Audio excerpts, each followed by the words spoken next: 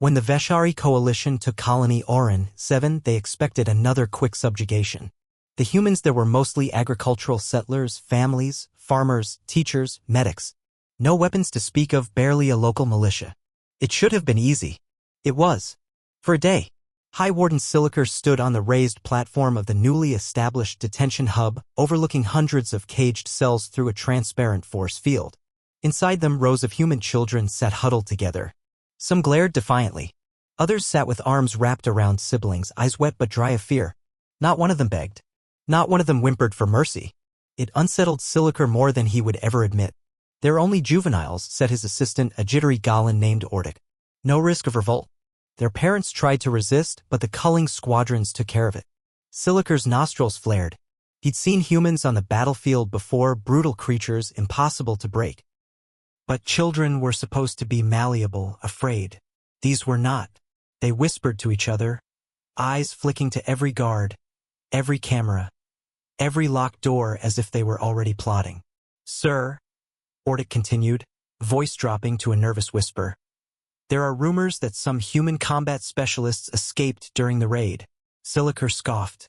"And? This installation is impenetrable. If they come, they will see their offspring caged like the vermin they are." He turned to leave, satisfied with the quiet. But behind him, a small voice piped up, clear and cold. "You shouldn't have done this." Siliker paused. He peered through the force field at the speaker. A girl, perhaps 12 standard years old, standing with her fists clenched, eyes like shards of blue ice. She held the gaze of the warden as if he were beneath her. "Is that so?" Siliker sneered. "And what will you do, child?" She didn't flinch. "Not me. Them." The first sign that something had gone wrong came an hour later. A single perimeter guard station went silent. The Veshari assumed it was a comms glitch.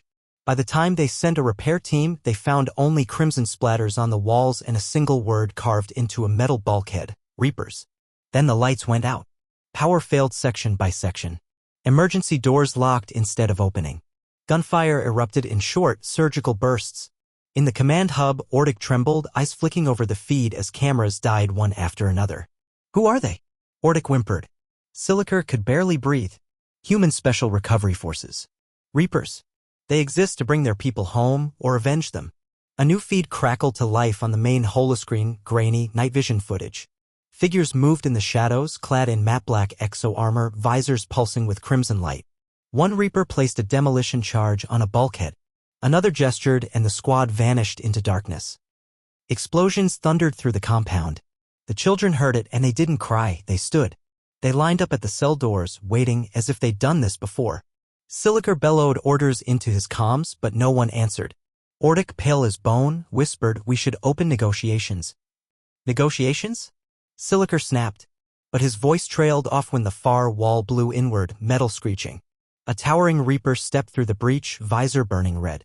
In one fluid motion, the human leveled a pulse rifle at Siliker. The warden froze, arms raised, teeth chattering. The Reaper's modulated voice echoed through the hall. "Step away from the children."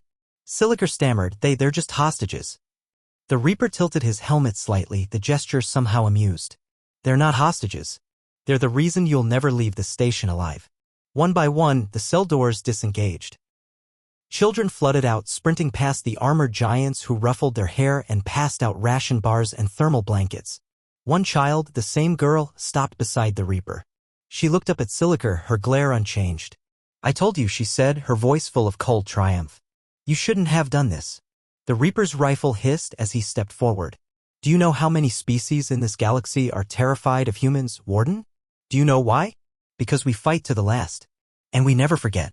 Outside, the station's alarms blared uselessly as boarding pods sealed. One by one, the children vanished into the belly of the extraction ships. Siliker collapsed to his knees, eyes wide with the realization that he'd done more than provoke a fight. He'd invited a human promise: "We will come for our own." And nothing in the stars could stop them.